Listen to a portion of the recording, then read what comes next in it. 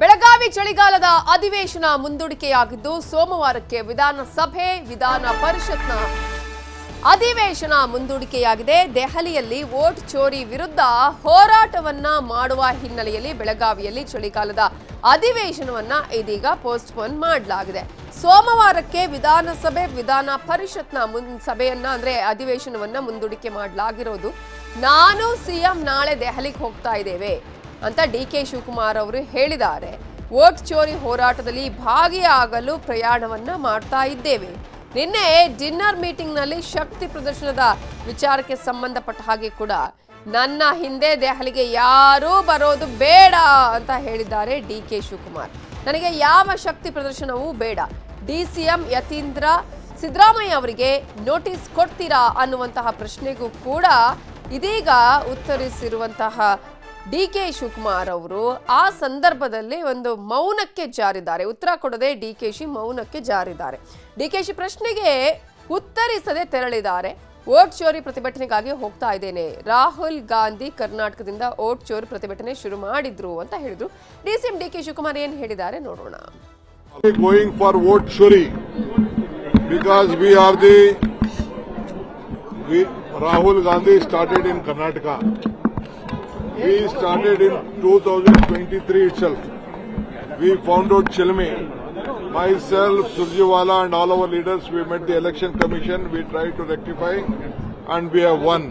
But still at the time of parliament election and the assembly election, we have found lot of loopholes that Rahul ji has picked up and it is a nation's problem. So we are fighting against the election commission. The election commission has become a tool of a political party.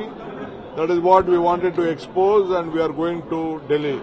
We have procured more than 1,42 lakh signatures from Karnataka.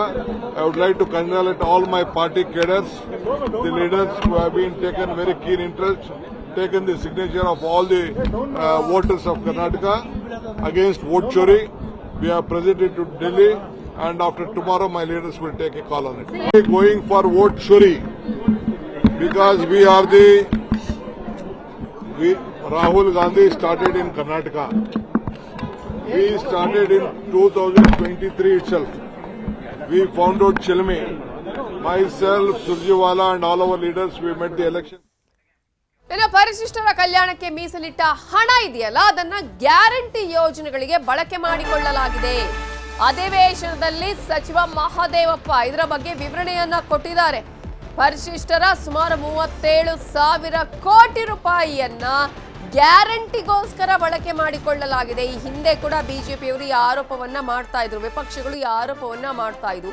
ಇದಕ್ಕೆ ಇದೀಗ ಪುಷ್ಟಿ ಸಿಕ್ಕಂತಾಗಿದೆ. ಸಚಿವ ಮಹದೇವಪ್ಪ ಅವರ ಉತ್ತರ.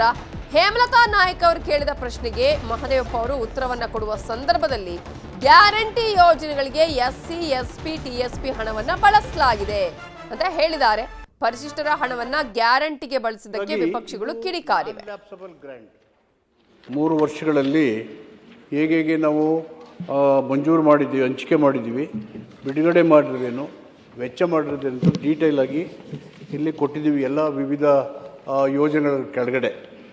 ಹೀಗಾಗಿ ಇದು ನಾನ್ ಲ್ಯಾಪ್ಸಬಲ್ grant, ಇದು ಖರ್ಚಾಗಿಲ್ಲ, ಉಳಿದೋಯ್ತು ಆ ಪ್ರಶ್ನೆ ಬರೋದಿಲ್ಲ. Act very specific. ಈ ಹಣನ ಏನು S C P T S P ಇಟ್ಟಿದ್ದೀವಿ ಅದು ನಾನ್ ಲ್ಯಾಪ್ಸಬಲ್, ಕಡ್ಡಾಯವಾಗಿ ಖರ್ಚು ಮಾಡಲೇಬೇಕು. ಖರ್ಚಾಗಲಿಲ್ಲ ಕ್ಯಾರಿ ಫಾರ್ವರ್ಡ್ ಮಾಡ್ಕೊಂಡು ಮಾಡ್ತಾರೆ. ಬಟ್ ಈ ಔಷಧಿಯಲ್ಲಿ ನಿಗದಿಯಾಗಿದ್ದ ಹಣನ ಈ ವರ್ಷದ ಅವಧಿಯಲ್ಲಿ ಕಡ್ಡಾಯವಾಗಿ ಖರ್ಚು ಮಾಡ್ತೀವಿ. ಇಂದಿನ ವರ್ಷಗಳಲ್ಲಿ ನೋಡಿದಾಗ ನಾವು ಅಚೀವ್ಮೆಂಟನ್ನು ರೀಚ್ ಆಗಿದ್ದೀವಿ. ಹೀಗಾಗಿ ಇದು ಖರ್ಚಾಗೋದೇ ಇಲ್ಲ, ಉಳಿದೇ ಹೋಯ್ತು ಅನ್ನೋ ಪ್ರಶ್ನೆ ಬರೋದೇ ಇಲ್ಲ. ನಾವು ಎಲ್ಲ ಅವ್ರು ಕೇಳಿದಂಥ ಎಲ್ಲ ವಿವರವಾದಂಥ ಎಲ್ಲ ದಾಖಲಾತಿಗಳನ್ನು ಅವ್ರಿಗೆ ಒದಗಿಸ್ಕೊಟ್ಟಿದ್ದೀವಿ 3 ವರ್ಷಗಳಲ್ಲಿ. ಇದೇ ವಿಚಾರಕ್ಕೆ ಸಂಬಂಧಪಟ್ಟ ಹಾಗೆ ಇನ್ ಡೀಟೇಲ್ ಆಗಿ ಡೀಟೇಲ್ಸ್ ಅನ್ನ ಕೊಡೋದಕ್ಕೆ ನಮ್ಮ ರಿಪೋರ್ಟರ್ ಹೆಬ್ಬಾಕ ತಿಮ್ಮೇಗೌಡರು ಈಗ ನೇರ ಸಂಪರ್ಕದಲ್ಲಿ ಜಾಯ್ನ್ ಆಗಿದ್ದಾರೆ. ತಿಮ್ಮೇಗೌಡ್ರೆ, ಕಾಂಗ್ರೆಸ್ಗೆ ವೋಟ್ ಚೋರಿ ಅನ್ನುವಂತಹ ವಿಚಾರ ಎಷ್ಟು ಇಂಪಾರ್ಟೆಂಟೋ ಅದುವೇ ಅಸ್ತ್ರವನ್ನಾಗಿ ಇಟ್ಕೊಂಡು ಯಾವ ರೀತಿಗೆ ಹೋರಾಟ ಮಾಡ್ತಾ ಇದೆಯೋ, ರಾಜ್ಯದ ಜನರಿಗೆ ಅಧಿವೇಶನ, ಅದರಲ್ಲಿ ಗಂಭೀರವಾದ ಸಮಸ್ಯೆಗಳಿಗೆ ಪರಿಹಾರ ಸಿಗಬೇಕು, ಚರ್ಚೆಗಳು ಆಗಬೇಕು ಅನ್ನೋದು ಅಷ್ಟೇ ಇಂಪಾರ್ಟೆಂಟ್. ಅರ್ಧಕ್ಕೆ ಮೊಟಕುಗೊಳಿಸಿ ಮತ್ತೆ ಪೋಸ್ಟ್ಪೋನ್ ಮಾಡಿ ಹೋಗುವಂತಹ ಅನಿವಾರ್ಯತೆ ಏನಿತ್ತು? ಶಾಸಕರುಗಳು ಕೂಡ ಹೋಗ್ತಾ ಇದ್ದಾರಾ ಇದೀಗ ಅಧಿವೇಶನವನ್ನ ಬಿಟ್ಟು? ಹೇಗೆ ನವಿತಾ ಜೈನ್ ಇಲ್ಲಿ ಬಹಳ ಮುಖ್ಯವಾಗಿ ವಾಡಿಕೆಯಂತೆ ಶುಕ್ರವಾರ ಮಧ್ಯಾಹ್ನ ಕಲಾಪವನ್ನು ಮುಂದೂಡ್ತಾರೆ ಸೋಮವಾರಕ್ಕೆ. ಇದು ಹಿಂದಿನಿಂದಲೂ ಕೂಡ ನಡ್ಕೊಂಡ್ಬಂದಿರುವಂಥ ಒಂದು ಸಂಪ್ರದಾಯ. ಯಾಕಂತ ಹೇಳಿದ್ರೆ ಶುಕ್ರವಾರ ಮಧ್ಯಾಹ್ನ ಕಲಾಪವನ್ನು ಅಂದರೆ ಸದನವನ್ನು ಮುಂದೂಡಿದ್ದೇ ಆಗಿದ್ದಲ್ಲಿ ಶನಿವಾರ ಮತ್ತು ಭಾನುವಾರ ಆಯಾ ಕ್ಷೇತ್ರದ ಕೆಲಸ ಕಾರ್ಯಗಳಿಗೆ ತೆರಳೋದಕ್ಕೆ ಅನುಕೂಲ ಆಗುತ್ತೆ ಅನ್ನುವಂಥ ನಿಟ್ಟಲ್ಲಿ ಈ ಹಿಂದಿನಿಂದಲೂ ಕೂಡ ಅದು ನಡ್ಕೊಂಬರ್ತಾ ಇದೆ. ಅದರಂತೆ ಇವತ್ತು ಶುಕ್ರವಾರ ಮಧ್ಯಾಹ್ನ ಮುಂದೂಡಿದ್ದಾರೆ. ಇದು ಒಂದು ಪಾರ್ಟು. ಇನ್ನುಳಿದಂತೆ ಏನು ಈ ಒಂದು ಗ್ಯಾರಂಟಿಗಳಿಗೆ ದಲಿತರಿಗೆ ಮೀಸಲಿಟ್ಟಂಥ ಹಣವನ್ನು ಏನೋ ದುರುಪಯೋಗ ಪಡಿಸ್ಕೊಳ್ತಾ ಇದ್ದಾರೆ ಅನ್ನುವಂಥ ನಿಟ್ಟಲ್ಲಿ ವಿಪಕ್ಷಗಳು ಮತ್ತು ಸಾರ್ವಜನಿಕ ಸಂಘ ಸಂಸ್ಥೆಗಳಿಂದ ಏನೋ ಆರೋಪ ಕೇಳಿಬಂದಿತ್ತು. ಈ ಆರೋಪಕ್ಕೆ ಪೂರಕವಾಗಿ ಇದೀಗ ಸರ್ಕಾರ ವಿಧಾನ ಪರಿಷತ್ನಲ್ಲಿ ಗ್ಯಾರಂಟಿಗಳಿಗೆ CPTSP ಹಣವನ್ನು ಬಳಸ್ಕೊಳ್ತಾ ಇದ್ದೀವಿ ಅನ್ನೋದನ್ನು ಒಪ್ಕೊಂಡಿರ್ತಕ್ಕಂಥದ್ದು.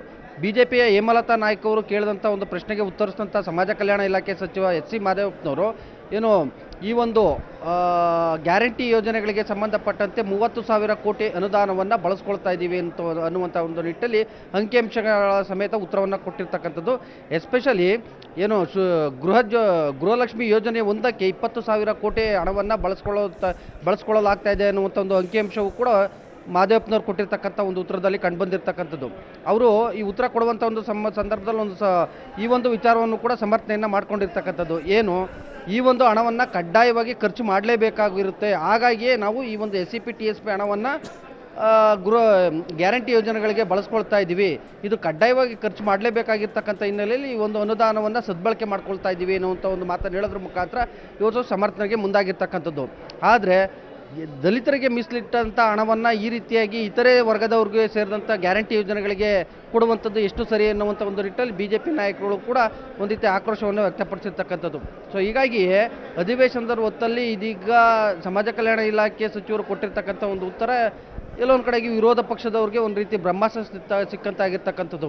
ಯಾಕಂತ ಹೇಳಿದ್ರೆ ಒಂದು ಕಡೆಗೆ ಒಳ ಮೀಸಲಾತಿ ವಿಚಾರವಾಗಿ ದಲಿತ ಪರ ಸಂಘಟನೆಗಳ ಆಕ್ರೋಶ, ಸರಿಯಾಗಿ ಮೀಸಲಾತಿ ಹಂಚಿಕೆ ಪ್ರಮಾಣವನ್ನು ಏರಿಕೆ ಮಾಡಿಲ್ಲ ಅಂದರೆ ಹಂಚಿಕೆ ಮಾಡಿಲ್ಲ ಅನ್ನುವಂಥ ನಿಟ್ಟಲ್ಲಿ ಇದೀಗ ದಲಿತರ SCPTSP ಹಣವನ್ನು ಗ್ಯಾರಂಟಿ ಯೋಜನೆಗಳಿಗೆ ಬಳಸ್ಕೊಳ್ತಾ ಇದ್ದೀವಿ ಅನ್ನುವಂಥ ನಿಟ್ಟಲ್ಲಿ ಲಿಖಿತವಾಗಿ ಉತ್ತರವನ್ನು ಕೊಟ್ಟಿರ್ತಕ್ಕಂಥದ್ದು ಸಹಜವಾಗಿ ಇದೀಗ ದಲಿತ ಸಮುದಾಯದ ಆಕ್ರೋಶಕ್ಕೆ ಗುರಿಯಾಗಿದೆ ಅಂದರೆ ತಪ್ಪಾಗ್ಲಿಕ್ಕಿಲ್ಲ. ನವಿತಾ ದೇವೇಗೌಡ್ರೆ, ಇದೇ ವಿಚಾರ ಇದೀಗ ವಿಪಕ್ಷಗಳಿಗೆ ಅಸ್ತ್ರ ಆಗಿರೋದು, ಆಹಾರ ಆಗಿರೋದು. ಇದನ್ನ ಬಳಸ್ಕೊಳ್ಳೋದಕ್ಕೆ ಯಾವ ರೀತಿಯ ಒಂದು ತಯಾರಿಯನ್ನ ಮಾಡ್ಕೊಳ್ತಾ ಇವೆ ವಿಪಕ್ಷಗಳು? ವಿಪಕ್ಷಗಳು ಸೋಮವಾರದ ಕಲಾಪದಲ್ಲೂ ಕೂಡ ಈ ಬಗ್ಗೆ ಧ್ವನಿ ಎತ್ತೋದಕ್ಕೆ ಇದೀಗ ವಿರೋಧ ಪಕ್ಷದವರು ಮುಂದಾಗಿರ್ತಕ್ಕಂಥದ್ದು. ಯಾಕಂತ ಹೇಳಿದ್ರೆ ಈ ಒಂದು ದಲಿತರಿಗೆ ಮೀಸಲಾಗಿ ಇಟ್ಟಿರ್ತಕ್ಕಂಥ SCPTSP ಅನುದಾನದಲ್ಲಿ ಬರೋಬ್ಬರಿ 30,000 ಕೋಟಿ ಅನುದಾನವನ್ನು ಬರೀ ಗ್ಯಾರಂಟಿ ಯೋಜನೆಗಳಿಗೆ ಖರ್ಚು ಮಾಡಿರ್ತಕ್ಕಂಥದ್ದು, ಬಳಸ್ಕೊಂಡಿರ್ತಕ್ಕಂಥದ್ದು. ಇದೆಲ್ಲ ಒಂದು ಕಡೆಗೆ ಸರ್ಕಾರ ದಲಿತರಿಗೆ ಒಂದು ರೀತಿ ವಂಚನೆ ಮಾಡ್ತಾ ಇದೆ, ದಲಿತರ ಹಣವನ್ನು ದುರುಪಯೋಗ ಪಡಿಸ್ಕೊಳ್ತಾ ಇದೆ ಅನ್ನುವಂಥ ಒಂದು ಆರೋಪ ಪ್ರತಿಪಕ್ಷಗಳದ್ದು. ಸೊ ಹೀಗಾಗಿ ಸೋಮವಾರ ಕಲಾಪ ಆರಂಭವಾದಂಥ ಸಂದರ್ಭದಲ್ಲೂ ಕೂಡ ಇದ್ರ ಬಗ್ಗೆ ಧ್ವನಿ ಎತ್ತೋದಕ್ಕೆ ಇದೀಗ ವಿರೋಧ ಪಕ್ಷದ ಅಂದರೆ BJP ಮತ್ತು JDS ಜಂಟಿ ಹೋರಾಟಕ್ಕೆ ಸಿದ್ಧತೆಯನ್ನು ಮಾಡ್ಕೊಂಡಿರುವಂಥದ್ದು. Navita Jain. Okay, thank you ತಿಮ್ಮೇಗೌಡ್ರೆ ಡೀಟೇಲ್ಸ್ಗೆ. ನನ್ನನ್ನ ಉಚ್ಚಾಟನೆ ಮಾಡಿದ ವೇಳೆ DK ಶಿವಕುಮಾರ್ ಅವರನ್ನ ಸೆಳೆಯುವ ಪ್ರಯತ್ನ, DK ಶಿವ ಅವರನ್ನ ಆಪರೇಷನ್ ಮಾಡುವ ಪ್ರಯತ್ನ ನಡೆದಿತ್ತು ಅಂತ ಹೇಳಿ ಶಾಸಕ ಬಸನಗೌಡ ಪಾಟೀಲ್ ಯತ್ನಾಳ್ ಸ್ಫೋಟಕ ಹೇಳಿಕೆಯನ್ನ ಕೊಟ್ಟಿದ್ದಾರೆ. ಯತ್ನಾಳ್ ಅವರ ಮಾತು ಯಾವ ರೀತಿ ಆಗಿರುತ್ತೆ ಅನ್ನೋದು ಪ್ರತಿಯೊಬ್ಬರಿಗೂ ಕೂಡ ಗೊತ್ತಿದೆ. ಇಂತಹ ಸಂದರ್ಭದಲ್ಲಿ ಇದೀಗ ಯತ್ನಾಳ್ ಅವರು ಒಂದು ದೊಡ್ಡ ಬಾಂಬ್ ಅನ್ನೇ ಸಿಡಿಸಿದ್ದಾರೆ. ನನ್ನನ್ನ ಉಚ್ಚಾಟನೆ ಮಾಡಿದ ವೇಳೆ DK ಶಿವಕುಮಾರ್ ಅವರನ್ನ ಸೆಳೆಯುವ ಪ್ರಯತ್ನ ಆಗಿತ್ತು, ಆಪರೇಷನ್ ಮಾಡುವ ಪ್ರಯತ್ನ ನಡೆದಿತ್ತು ಅಂತ ಶಾಸಕ ಬಸನಗೌಡ ಪಾಟೀಲ್ ಯತ್ನಾಳ್ ಸ್ಫೋಟಕ ಹೇಳಿಕೆಯನ್ನ ಕೊಟ್ಟಿದ್ದಾರೆ. ನಾನು ಪಕ್ಷದಲ್ಲಿದ್ರೆ ಆಗಲ್ಲ ಅಂತ ಉಚ್ಚಾಟನೆ ಬಳಿಕ ಈ ಪ್ರಯತ್ನ ಮಾಡಿದ್ದಾರೆ. ವಿಜಯೇಂದ್ರ DCM ಆಗೋದಿಕ್ಕೆ ದೆಹಲಿಯಲ್ಲಿ DK ಜೊತೆ ಮಾತುಕತೆಯನ್ನ ಮಾಡಿದ್ರು. BJPಯವರೇ ಈ ಮಾತನ್ನ ನನಗೆ ಹೇಳಿದ್ರು ಅಂತ ಯತ್ನಾಳ್ ಈಗ ಹೇಳಿಕೆಯನ್ನ ಕೊಟ್ಟಿದ್ದಾರೆ. ಮೊನ್ನೆ BJPಯ ಕೆಲವು ಶಾಸಕರು ನನ್ನ ಜೊತೆ ಮಾತಾಡಿದ್ರು. BJPಗೆ ನೀವು ಬನ್ನಿ, ನಿಮ್ಮಂತ ನಾಯಕರ ಅಗತ್ಯ ಇದೆ ಅಂದ್ರು. ನಾನು ಹಾಗೆ ಬರಲ್ಲ, ದೊಡ್ಡ ಸ್ಥಾನ ಕೊಡಿ ಅಂದಿದ್ದೇನೆ ಅಂತ ಯತ್ನಾಳ್ ಹೇಳಿಕೆಯನ್ನ ಕೊಟ್ಟಿದ್ದು. ದೊಡ್ಡ ಸ್ಥಾನ ಅಂದ್ರೆ ರಾಜ್ಯಾಧ್ಯಕ್ಷ ಅಥವಾ ವಿಪಕ್ಷ ನಾಯಕನ ಹುದ್ದೆ. ನಾನು ಶಾಸಕನಾಗಿ ವಾಪಸ್ ಹೋಗಲ್ಲ, ಸ್ಥಾನ ಕೊಟ್ರೆ ಹೋಗ್ತೇನೆ ಅಂತ ಹೇಳಿ ಬೆಳಗಾವಿಯ ಸುವರ್ಣಸೌಧದಲ್ಲಿ ಉಚ್ಚಾಟಿತ ಶಾಸಕ ಯತ್ನಾಳ್ ಹೇಳಿಕೆಯನ್ನ ಕೊಟ್ಟಿದ್ದ. ಈ ಮೂಲಕ ಯತ್ನಾಳ್ ಅವರು ಒಂದು ದೊಡ್ಡ ಬಾಂಬ್ ಅನ್ನೇ ಸಿಡಿಸಿದ್ದಾರೆ. ಈಗಾಗಲೇ ಹಿಂದೆ ಕೂಡ ಸಾಕಷ್ಟು ಮಾತುಗಳು ಕೇಳಿ ಬರ್ತಾ ಇತ್ತು. DK ಶಿವಕುಮಾರ್ ಅವರ ವಿಚಾರದಲ್ಲಿ BJPಗೆ ಹೋಗ್ತಾರೆ, ಆ ರೀತಿಯಾದಂತಹ ಮಾತುಗಳು ಕೇಳಿ ಬರ್ತಾ ಇತ್ತು. ಜೊತೆಗೆ CM ಸ್ಥಾನ ಅವರಿಗೆ ಒಂದ್ ವೇಳೆ ಸಿಗದೇ ಇದ್ರೆ ವಾಟ್ ನೆಕ್ಸ್ಟ್ ಅನ್ನುವಂತಹ ಪ್ಲಾನ್ ಅನ್ನು ಕೂಡ ಮಾಡಿಕೊಳ್ಳಲಾಗಿದೆ ಅನ್ನುವ ಮಾತುಗಳು ಕೇಳಿ ಬರ್ತಾ ಇರುವಂತಹ ಸಂದರ್ಭದಲ್ಲೇ ಇದೀಗ BJPಯ ಉಚ್ಚಾಟಿತ ಶಾಸಕ ಯತ್ನಾಳ್ ಅವರು ಹೇಳಿರುವಂತಹ ಹೇಳಿಕೆ. ಇದನ್ನ ಎಷ್ಟು ಸೀರಿಯಸ್ ಆಗಿ ತೆಗೆದುಕೊಳ್ತಾರೆ ಅನ್ನೋದು ಒಂದು ಕಡೆ ಆದ್ರೆ, ಮತ್ತೊಂದು ಕಡೆ ಯತ್ನಾಳ್ ಅವರೇ ಹೇಳಿದ ಹಾಗೆ ನನಗೆ ಯಾರ ಭಯನೂ ಇಲ್ಲ, ನಾನು ಯಾರ ಮುಂದೆ ಬೇಕಾದ್ರೂ ಎಂತಹ ವಿಚಾರವನ್ನು ಧೈರ್ಯವಾಗಿ ಮಾತಾಡ್ತೀನಿ ಅಂತ ಹೇಳಿದ್ದಾರೆ. ಇದೀಗ ಯತ್ನಾಳ್ ಅವರು ಕೊಟ್ಟಿರುವ ಹೇಳಿಕೆ ಇದು ಯಾವ ರೀತಿಯಾಗಿ ಬಿಜೆಪಿಯಲ್ಲಿ ಸಂಚಲನಕ್ಕೆ ಕಾರಣ ಆಗುತ್ತೆ, ಜೊತೆಗೆ ಯಾರ್ಯಾರು ಏನು ಹೇಳ್ತಾರೆ, DK ಶಿವಕುಮಾರ್ ಈ ವಿಚಾರಕ್ಕೆ ಸಂಬಂಧಪಟ್ಟ ಹಾಗೆ ಯಾವ ರೀತಿಯಾಗಿ ರಿಯಾಕ್ಷನ್ ಮಾಡ್ತಾರೆ ಅನ್ನೋದು ಕೂಡ ಅಷ್ಟೇ ಕುತೂಹಲಕ್ಕೆ ಕಾರಣ ಆಗಿದೆ. ಬಿಜೆಪಿ ಉಚ್ಚಾಟಿತ ಶಾಸಕ ಯತ್ನಾಳ್ ಅವರು ಈಗ DK ಶಿವಕುಮಾರ್ ಅವರ ವಿಚಾರದಲ್ಲಿ ಅವರನ್ನು ಸೆಳೆಯುವಂತಹ ಆಪರೇಷನ್ ವಿಚಾರಕ್ಕೆ ಸಂಬಂಧಪಟ್ಟ ಹಾಗೆ ಮಾತನಾಡಿ, ವಿಜೇಂದ್ರ ಅವರು DCM ಆಗೋದಕ್ಕೆ ಈ ರೀತಿಯಾದಂತಹ ಪ್ರಯತ್ನವನ್ನ ಮಾಡಿದ್ರು ಅನ್ನೋದನ್ನ ಕೂಡ ಹೇಳಿದ್ದಾರೆ. ಜೊತೆಗೆ ತನ್ನನ್ನ ಮತ್ತೆ ಬಿಜೆಪಿಗೆ ಸೇರಿಸಿಕೊಳ್ಳುವಂತಹ ಪ್ರಯತ್ನ ಮಾಡಿದ್ದಾರೆ, ಬಿಜೆಪಿ ನೀವು ಬನ್ನಿ ಅಂತ ಹೇಳಿದ್ದಾರೆ ಕೆಲವು ಶಾಸಕರು, ನಿಮ್ಮಂತ ನಾಯಕರ ಅಗತ್ಯತೆ ಇದೆ ಅಂತಾನು ಕೂಡ ಹೇಳಿದ್ದಾರೆ. ಆದ್ರೆ ನಾನು ಬರೋದಾದ್ರೆ ಒಂದಷ್ಟು ಕಂಡೀಷನ್ಸ್ ಇದೆ. ಏನು ಆ ಕಂಡೀಷನ್ಸ್? ನನಗೆ ಒಂದು ದೊಡ್ಡ ಸ್ಥಾನ ಕೊಡಬೇಕು ಅಂತ ಹೇಳಿದ್ದೇನೆ. ದೊಡ್ಡ ಸ್ಥಾನ ಅಂದ್ರೆ ಯಾವುದು? ಅದು ರಾಜ್ಯಾಧ್ಯಕ್ಷ ಹುದ್ದೆ ಅಥವಾ ವಿಪಕ್ಷ ನಾಯಕನ ಹುದ್ದೆ. ಈ ಮೂಲಕ ವಿಜೇಂದ್ರ ಹಾಗೆಯೇ ಆರ್ ಅಶೋಕ್ ಅವರ ಸ್ಥಾನದ ಮೇಲೆ ಕಣ್ಣಿಟ್ಟಿದ್ದಾರೆ ಯತ್ನಾಳ್ ಅವರು. ಸೊ ಈ ಹುದ್ದೆಗಳನ್ನೇನಾದ್ರೂ ಕೊಟ್ರೆ ನಾನು ಹೋಗ್ತೇನೆ ಅಂತ ಹೇಳಿ ಬೆಳಗಾವಿಯ ಸುವರ್ಣಸೌಧದಲ್ಲಿ ಉಚ್ಚಾಟಿತ ಶಾಸಕ ಯತ್ನಾಳ್ ಹೇಳಿಕೆಯನ್ನ ಕೊಟ್ಟಿದ್ದಾರೆ. ಸೊ ಇವತ್ತು ಬಿಜೆಪಿಯ ಉಚ್ಚಾಟಿತ ಶಾಸಕ ಬಸನಗೌಡ ಪಾಟೀಲ್ ಯತ್ನಾಳ್ ಒಂದು ಬಾಂಬ್ ಅನ್ನ ಸಿಡಿಸಿದ್ದಾರೆ. ನಾರ್ಮಲ್ ಆಗಿ ಗೊತ್ತಿದೆ ಯತ್ನಾಳ್ ಅವರು ಹೇಗೆ ಮಾತಾಡ್ತಾರೆ, ಯಾವ ರೀತಿಯಾಗಿ ಮಾತಾಡ್ತಾರೆ, ಏನೇನು ವಿಚಾರಗಳನ್ನ ಹೇಳ್ತಾರೆ, ಯಾರಿಗೆ ಹೆದರ್ಕೊಳ್ತಾರೆ, ಯಾರಿಗೆ ಹೆದರ್ಕೊಳ್ಳಲ್ಲ ಅನ್ನೋ ವಿಚಾರ ಎಲ್ಲರಿಗೂ ಕೂಡ, ಇಡೀ ರಾಜ್ಯದ ಜನರಿಗೆ ಗೊತ್ತಿದೆ. ಯಾರಿಗೂ ಕೂಡ ಹೆದರಿ ಮಾತನಾಡುವವರು ಅಲ್ಲ. ಜೊತೆಗೆ ಇವರು ಎಷ್ಟೇ ಗಂಭೀರವಾದ ವಿಚಾರಗಳನ್ನ ಹೇಳಿದ್ರು ಕೂಡ ಪಕ್ಷದ ಆಂತರಿಕ ವಿಚಾರಗಳನ್ನೇ ಬಿಟ್ಟಿಲ್ಲ ಇವರು ಅನ್ನುವಂತಹ ಸಂದರ್ಭದಲ್ಲಿ ಯತ್ನಾಳ್ ಅವರ ಹೇಳಿಕೆಯನ್ನು ಎಷ್ಟು ಗಂಭೀರವಾಗಿ ಇದೀಗ ತೆಗೆದುಕೊಳ್ಳಲಾಗತ್ತೆ ಅನ್ನೋದು ಬಹಳ ಕುತೂಹಲಕ್ಕೆ ಕಾರಣ ಆಗಿರೋದು. ಹಾಗಾದ್ರೆ ಬಿಜೆಪಿ ಉಚ್ಚಾಟಿತ ಶಾಸಕ ಯತ್ನಾಳ್ ಅವರು ಕೊಟ್ಟ ಸ್ಟೇಟ್ಮೆಂಟ್ ಏನು ನೋಡೋಣ. ಯಾರು ಗೊತ್ತಿಲ್ಲ, ಬಟ್ ದಿಲ್ಲಿಯಲ್ಲಿ ಈಗ ಇದು ನಡೆದಿದ್ದು, ಇದು ಘಟನೆ ನಡೆದಿದ್ದು ಸತ್ಯ. ಅದು ಅವಾಗ ನಾನು ಉಚ್ಚಾಟನೆ ಮಾಡಿದ ದಿವಸಗಳಲ್ಲಿ ಅವಾಗ ಒಬ್ಬರು ರಾಷ್ಟ್ರೀಯ ನಾಯಕ ನನಗೆ ಹೇಳಿದ, ನಾನು ಉಚ್ಚಾಟನೆ ಮಾಡಿತ್ತು, ಅನಿವಾರ್ಯತೆಯಿಂದ ಪಕ್ಷ ಮಾಡಬೇಕಾಯ್ತು, ಯಾಕಂದ್ರೆ ಪ್ರೆಷರ್ ಇತ್ತು ನಮ್ಮ ಮೇಲೆ. ಯತ್ನಾಳ್ ಬಿಜೆಪಿಗಿದ್ರೆ ಈ ಒಂದು ಜಂಟಿ ಪಕ್ಷದ ಏನು ಆಪರೇಷನ್ಗೆ ತೊಂದರೆ ಆಗ್ತದೆ, ಅದಕ್ಕೆ ಆ ಮನುಷ್ಯನ ಹೊರಗಿಟ್ಟರೆ ನಾವು ಒಳ್ಳೇದಾಗ್ತದೆ ಅಂದ್ರೆ ಮ್ಯಾಗಿನವ್ರ ಪಾಪ ಏನೋ ಒಂದು ಆ್ಯಕ್ಷನ್ ಮಾಡ್ಬೇಕಂತ ನಾನು ಉಚ್ಚಾಟನೆ ಮಾಡಿದೆ. ಹಾಂ, ವಿಜೇಂದ್ರ ರೋಲ್ ಏನಾರು ಆಗಬೇಕು, ಮತ್ತು ಉಪಮುಖ್ಯಮಂತ್ರಿ ಆಗಬೇಕು, ಮತ್ತಿಷ್ಟು ಪೂಜ್ಯ ತಂದೆಯವರಿದ್ದಾಗ ಲೂಟಿ ಮಾಡಿದ್ದು ಅದನ್ನೇ ಪ್ರಕ್ರಿಯೆ ಮುಂದುವರ್ಸ್ಬೇಕಂತ ಬಿಟ್ಟು ಪಾಪ ಏನು ಅವ್ರು ಹಣ ದುಡ್ಡು ಹೊಡೆದು ಬಿಟ್ಟರೆ ಅವ್ರಿಗೇನು ಎಲ್ಲ ಸುಳ್ಳು, ರೈತ ನಾಯಕನೂ ಅಲ್ಲ, ಯಾವ ಸುಡುಗಾಟ ನಾಯಕನೂ ಅಲ್ಲ. ಹಾಂ, ಅವರು ಎಲ್ಲ ಭೇಟಿಯಾಗಿರುತ್ತೆ. ನಮಗೂ ಅಲ್ಲಿ ನೋಡ್ರಿ ಬಿಜೆಪಿ ಬಲ್ಲ ಮೂಲಗಳೇ ಹೇಳ್ಯಾವ, ನನಗೆ ಹೇಳದ ಮ್ಯಾಗನೇ ನಾನು ಮಾತಾಡ್ತಾ ಇದ್ದೀನಿ. ನೋಡ್ರಿ, ಅಶೋಕರ ಇದರಲ್ಲಿ ಒಂದು 4-5 ಶಾಸಕರು ಬಂದು ಮುಂದಿನ ದಿವಸಗಳಲ್ಲಿ ನಿಮ್ಮ ಪಕ್ಷಕ್ಕೆ ಬರಬೇಕು, ಯಾಕಂದರೆ ಪಕ್ಷದಲ್ಲಿ ಉತ್ಸಾಹ ಇಲ್ಲ, ಕಾರ್ಯಕರ್ತರ ಉತ್ಸಾಹ ಇಲ್ಲ. ನಿನ್ನೆ ನಡೆದಂಥ ರೈತ ಸಮಾವೇಶದಲ್ಲಿ 1000 ಜನನೂ ಸೇರಲಿಲ್ಲ, ಎಲ್ಲ ಕುರ್ಚಿಗಳು ಖಾಲಿ. ಹಿಂಗಿರೋದ್ರಿಂದ ನೀವು ಹೋದಲ್ಲೆಲ್ಲ ಸಾವಿರಾರು ಜನ ಕೂಡ್ತಾರೆ. ವಿಜೇಂದ್ರ ಹೇಳಿದ್ದಲ್ಲ ನನ್ನ ಬಗ್ಗೆ ದಿಲ್ಲಿಯಲ್ಲಿ 50 ಜನ ಕೂಡಿದ್ರು ಯತ್ನಾಳ್ ಓಡಿ ಹೋಗಿ ಅಲ್ಲಿ ಭಾಷಣ ಮಾಡ್ತಾ ಅಂತೇಳಿ. ನನಗೆ 50 ಜನ ಇಲ್ಲ, ಮಿನಿಮಮ್ 5ರಿಂದ 10,000 ಜನ ಸೇರ್ತಾರೆ. ಅದಕ್ಕೆ ನಿಮ್ಮದು ಜನಪ್ರಿಯತೆ, ನಿಮ್ಮ ವಿಶ್ವಾಸಾರ್ಹತೆ ಹೆಚ್ಚಾಗಿದೆ ರಾಜ್ಯದಲ್ಲಿ, ನೀವು BJP ಜೊತೆಗೆ ಬರಬೇಕಂತೇಳಿ ಅವರು ಹೇಳಿದ್ರು.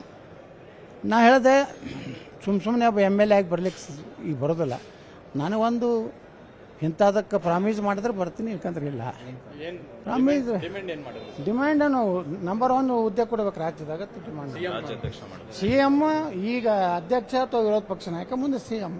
ಇಲ್ಲ ಸುಮ್ಮನೆ ಅಲ್ಲಿ ಹೋಗಿ ಏನು ಕೆಲಸ ಇಲ್ಲ, ಬಗ್ಗಿಸಿಲ್ಲ, ಸುಮ್ಮನೆ ಮತ್ತೆ ಹಿಂದಿನ ಸೀಟ್ನಾಗ ಕುಂಡ್ರದಾಗೇನು ಕೂತ್ರು ಮುಂದೆ ಕುಂಡ್ರೋದು, ಇಲ್ಲಕಂದ್ರೆ ಹಿಂಗೆ ಹೋಗಿ JCB ಪಾರ್ಟಿ ಮಾಡ್ತೀವಿ.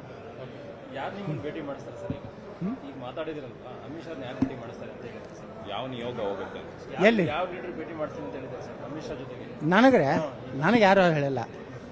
ಅವರು ಶಾಸಕರೆಲ್ಲರೂ ಕೂಡಿ ನಾವು ಏನು ನಮ್ಮ BJPಯ ಹೈಕಮಾಂಡ್ಗೆ ನಾವೆಲ್ಲ ಕೂಡಿ ಮನವಿ ಮಾಡ್ಕೋತೀವಿ, ಯತ್ನಾಳ್ ವಾಪಸ್ ತಗೋರಿ ಅಷ್ಟೇ ಹೇಳಿದ್ದಾರೆ. ನಾ ಅಂತ ಹೇಳಿ ನಾ ಎಲ್ಲಿಯೂ ಬರೋದಿಲ್ಲ, ಯಾಕಂದ್ರೆ ನಾನು ಬಂದಿದ್ದು ಏನಾದ್ರು ದಿಲ್ಲಿಯೊಳಗೆ ಮೀಡಿಯಾದವ್ರು ಗುರ್ತಾದ್ರೆ ಯತ್ನಾಳ್ ಶರಣಾಗತಿ, ಯತ್ನಾಳ್ ಹೀನಾಯವಾಗಿ ಅತ್ಯಂತ ದಯನೀಯವಾಗಿ ಕೈ ಮುಗಿದು ನನ್ನನ್ನು BJPಗೆ ತಗೋಬೇಕನ್ನುವಂಥ ಗೆರಿತಿದ್ದದ್ದು ಸ್ವತಃ ನಮ್ಮ ಚಾನಲ್ಗೆ ಮಾತ್ರ ಗೊತ್ತು ಅಂತ ಹೊಡಿತೀರಿ. ಅದಕ್ಕೆ ಯಾರು ಹೊಡಿದು ಬೇಡ ಬಡಿದು ಬೇಡ.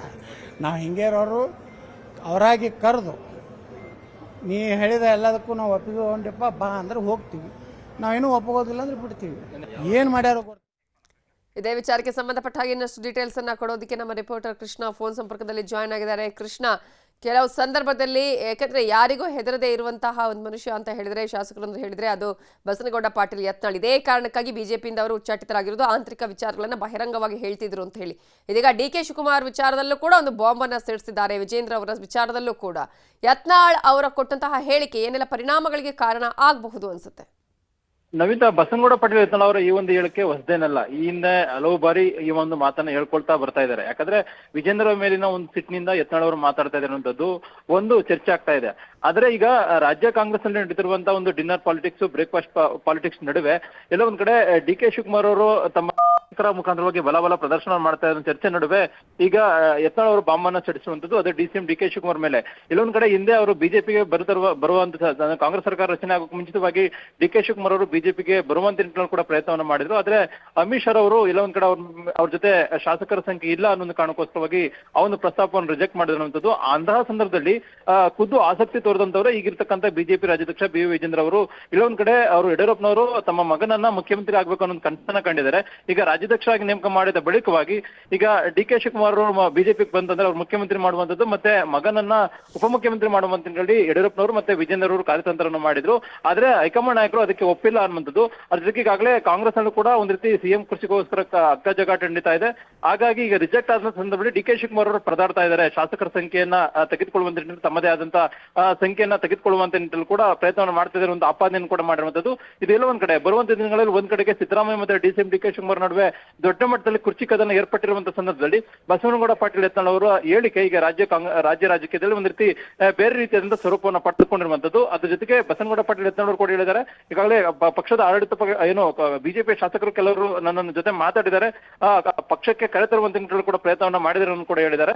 ಅದರಂತೆ ಮುಂದಿನ ದಿನಗಳಲ್ಲಿ ನನಗೆ ಮುಖ್ಯಮಂತ್ರಿ ಹುದ್ದೆ ಸಿಕ್ಕಿದ್ರೆ ಮಾತ್ರ ನಾನು ಪಾರ್ಟಿಗೆ ಮತ್ತೆ ಬರ್ತೇನೆ, ಆದ್ರೆ ಯಾವುದೇ ಕಾರಣಕ್ಕೂ ಕೂಡ ಶಾಸಕರಿಗೆ ಮತ್ತೆ ಬರುವಂತ ನಿಟ್ಟಿನಲ್ಲಿ ವಿಧಾನವನ್ನು ಮಾಡಿಲ್ಲ ಮಾತನ್ನು ಕೂಡ ಬಸವನಗೌಡ ಪಾಟೀಲ್ ಯತ್ನಾಳ್ ಅವರು ಕಡ್ಡಿ ಮುರಿದಂತೆ ಹೇಳಿರುವಂತದ್ದು. ಅದೇನಿದ್ರು ಕೂಡ ಪಾರ್ಟಿ ವಿಚಾರ ಒಂದ್ ಕಡೆ ಆದ್ರೆ ಈಗ ವಿಜೇಂದ್ರ ಅವರ ಹೆಸರನ್ನ ಈಗ ತೆಗೆದುಕೊಂಡು ಬಂದಿರುವಂತದ್ದು ಸಹಜವಾಗಿಯೇ ಇಲ್ಲ ಒಂದ್ ಕಡೆ ಇದು ಕಾಂಗ್ರೆಸ್ನ ಡಿ.ಕೆ. ಶಿವಕುಮಾರ್ ಬಣದ ವಿರೋಧಕ್ಕೂ ಕೂಡ ವಿರೋಧಿ ಬಣ ಏನಿದೆ ಅವ್ರಿಗೂ ಕೂಡ ಎಲ್ಲ ಒಂದ್ ಕಡೆ ಅಸಲ ಸಿಕ್ಕಂತ ಆಗುವಂತದ್ದು. ಯಾಕಂದ್ರೆ ಬಸವನಗೌಡ ಪಾಟೀಲ್ ಯತ್ನಾಳ್ ಏನು ರಾಜ್ಯದಲ್ಲಿ ಪ್ರಭಾವಿ ನಾಯಕರು ಶಾಸಕರು, ಆದ್ರೆ ವಿಜೇಂದ್ರ ವಿರುದ್ಧವಾಗಿ ಪದೇ ಪದೇ ಮಾತಾಡ್ತಾರೆ. ಆದ್ರೆ ಡಿ.ಕೆ. ಶಿವಕುಮಾರ್ ವಿರುದ್ಧಕ್ಕೂ ಕೂಡ ಬೇರೆ ಬೇರೆ ರೀತಿಯಿಂದ ವಿಚಾರದಲ್ಲಿ ಅವ್ರು ಕೂಡ ಮಾತಾಡಿದ್ರೆ, ಸದನದಲ್ಲಾಗಿರ್ಬೋದು ಮತ್ತೆ ಕಾನೂನು ಹೋರಾಟದ ವಿಚಾರದಲ್ಲಾಗಿರ್ಬೋದು ಮತ್ತೆ ಐಟಿ ಇಡಿ ದಾಳಿ ವಿಚಾರದಲ್ಲಿ ಕೂಡ ಅವ್ರು ಮಾತಾಡಿದ್ದಾರೆ.